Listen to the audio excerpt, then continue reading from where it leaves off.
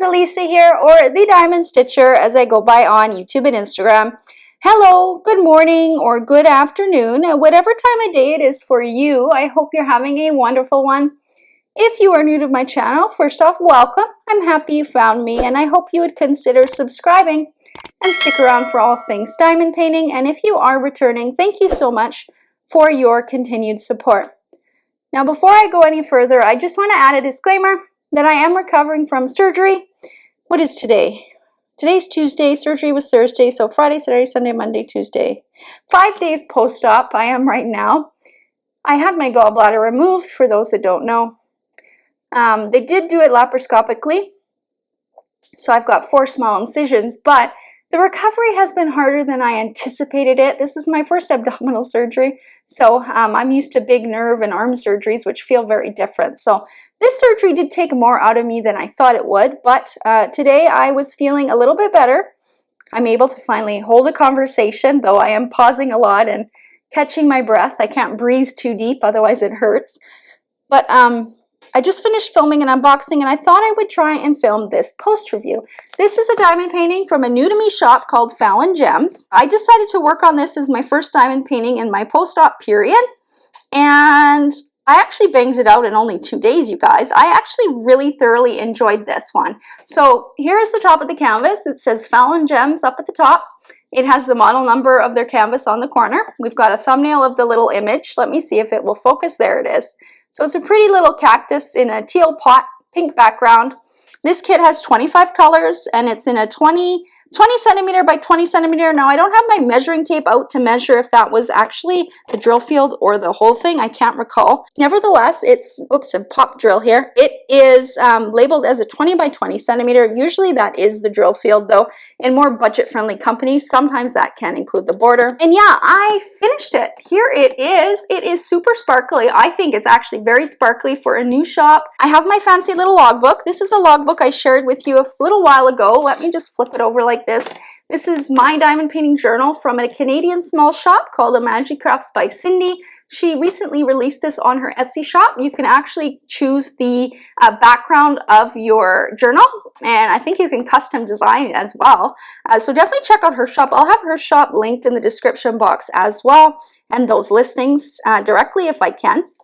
I'm really enjoying this logbook. You can take a look at that unboxing for me to go through the whole logbook. It will be in one of my small shop hauls. If I remember, I will try and edit it. Sorry, not edit it, but include a link to it in the description box as well, so you can refer to that if you want to. But this is the diamond painting log sheet. I drew the picture here because there was no sticker that came with this, or if there was, I cut it off and I threw it away. I can't remember, but I decided to do a very poor attempt at drawing this image. I started it on July 26th, sometime in the morning, worked on it for a couple of days, and I finished it on July 28th in the afternoon.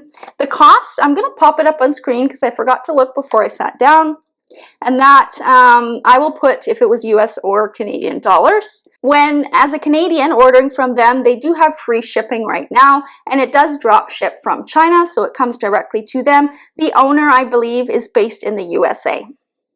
The title of this print was called Mini Cactus. There was no artist listed. They do sell licensed artwork or above board artwork though. What it probably is a stock image, or the owner might have made the image herself. That I'm not sure. If she did make it herself, I think she should put her name there. Or even if it is from a stock image site, it is nice to put it because somebody who is new to legally licensed artwork may not fully understand what it means, and they're always looking for an artist name, and if they don't see it, they just assume that it's not above board. So that is one recommendation I would make to the shop, is maybe I missed it, but I don't think it was in the listing anywhere. She does have other images though with artists listed. Again, it's from Fallon Gems, which is a new shop. I believe it popped up sometime this year. It's poured glue, so that's really good. I actually had a canvas from them from like when they first opened. It was double-sided adhesive, and I did not have a good experience. I never ended up posting that video because I realized that they already made a whole bunch of changes, and I found it was not fair to give a review on something they no longer carry or produce, right? So I decided to purchase another kit. So I purchased this one. It was not sent to me for review, and I wanted to get it done to share with you guys. I think the product itself was good. I was happy with the overall, and we'll get into that. It's full diamonds, 25 colors. It also had 3 ABs and one of the, I'm going to call it fairy dust. I'm not sure what they use for it. It was labeled FD, so I assume that they are using the term fairy dust. On the back here, you could actually write all the DMC colors out, and that it's not something I care about, so I'm not using that. Total time to complete the kit was 2 days, and I did write some notes. So when I was doing this canvas, there were some areas where the glue was not sticky at all. It happened mostly kind of in the bottom part of the canvas. I was able to just use some dot stick that I had. It's actually the Diamond Art Club adhesive I had. And it worked fine, but there were a few areas that were not sticky. There was no plastic film stuck down there or anything like that. I'm not sure why it wasn't sticky. It was patchy areas, so maybe, I don't know if the glue is painted on by hand and maybe it was missed in some areas. Not quite sure, but small areas, so nothing too major and an easy fix, but it is something that I would say is something to improve on. It's nice to have a fully sticky gridded canvas. The glue does extend past the drill field a little bit more on the couple of the top and the bottom compared to the sides. That is something that can be tidied up too, shortening the drill field so it doesn't extend too far past. Now, I didn't elect to put any washi tape down. There are, I don't know if it'll come through the camera, there are a few little sweater fuzzes in there. To me, it doesn't really matter. This is just a kit that I'm doing for fun. It's not something I am going to display. So for me, it doesn't really matter, but you can hack to cover up that glue is to use washi tape, and that's why you'll see a lot of people put washi tape around the borders of their canvas and match it with the image itself. So that is something simple that you can do to hide that excess glue. It's actually not too terribly sticky either. I mean, I don't have this. This has been sitting on my counter for a few days, so it's not been, you know, in direct path of my pets, and they don't really shed that much, but I can see a little bit of dust did accumulate. The diamonds themselves were fairly good quality, I would say, and I did choose a square. Now, my placement is not perfect, you guys. I didn't do this one, and I was not very anal about my placement. It's interesting that there seems to be more gaps on this side of the canvas in this bottom corner. This side actually looked pretty good. The squares were fairly uniform in size. There are some with tabs, and that's why you see a few of the gaps. I wasn't also particularly, you know, picky about the trash drills. If they didn't look too bad, I just put them on because I am, again, doing this just for fun. But there were a fair bit of trash drills that you could have picked out in this kit. However, there were still tons of diamonds for me to complete the kit. I didn't run out of any color. I didn't come close of running out of any color either. So while there is, you know, more trash than I'm used to, more so in the form of tabs on the sides of the diamonds, I didn't run out of diamonds. So that is a positive. They are super shiny too. I am impressed with that. The spacing on the grid, I mean, I think it's pretty good. I think if they get any tighter, then we're going to see some popping drills in some areas. Again, it could be ununiform drills on this side, which is why they look more gappy on this side.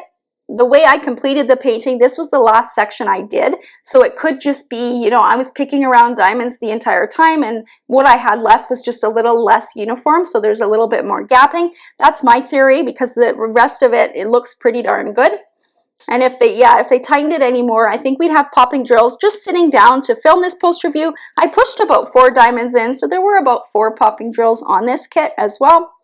But they push down really nicely. I don't think it's something I would bother sealing. The rest of the diamonds seem to be sticking to the glue quite nicely. As I said, there were some areas where the glue just wasn't sticky, so that could also be why those few drills did decide to pop. As far as the charting goes, it was hand charted. I could definitely tell there was some hand charting in this, but also computer charting. You can tell just the way the cactus is and the way the colors are. If I bring it up closer, you can kind of, if it focuses all the different colors in all the different areas. So, you know, while the background was totally color blocking, the flower pot was mostly color blocking, the rest had a bit of confetti, you know, in there. When you look at paintings with computer charting from a distance, they look really good. When you look at them close up, they tend to look a little bit muddy, and you kind of wonder why certain colors are here and there. I think an image like this, 100% hand charted, would have done it more justice, but I like how it turned out. I think it turned out just fine. With 100% hand charting, they could have gotten the flowers a little bit more looking like flowers. They did a good job with this one, but these little ones, you know, if you know what you're looking for, you know, but they don't necessarily look like flowers. And then some of the colors in the cactus itself, they could have swapped out. Like some places where there are pinks that I don't think they really needed to be pinks, unless those are flower buds, but it's hard to tell because of the thumbnail being so small, right?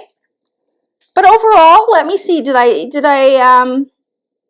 no, I touched on everything that I wrote down. I think overall this is a good quality canvas for a budget company and for a new company. With new companies, there's always learning curves. There's always all different suppliers that you're trying out, trying to find what works for you, trying to listen to feedback, trying to make changes and such. It's nice to see that the company has already made big changes compared to the first kit I got from them, which I wasn't impressed with. I am more impressed with this, and I would buy from them again.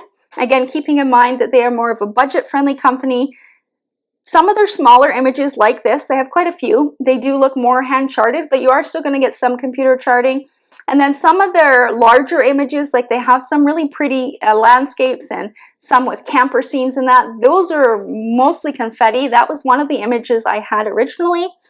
And, you know, if you like confetti, great. But if you're somebody who likes a mix of hand charting and confetti, those bigger images might not be for you. I do wonder if we'll see them adding more hand charting in. That seems what a lot of companies are doing these days, and seeing that they're starting with the smaller images, I would wonder if their larger images will also benefit from some hand charting at some point. Always remember too, the more detailed an image is, the bigger it has to be. So sometimes shops only have certain sizes, and if I don't think it's big enough, I'm not likely to purchase. So that's always something to take into consideration when you're looking at a shop and you're looking at a very detailed image.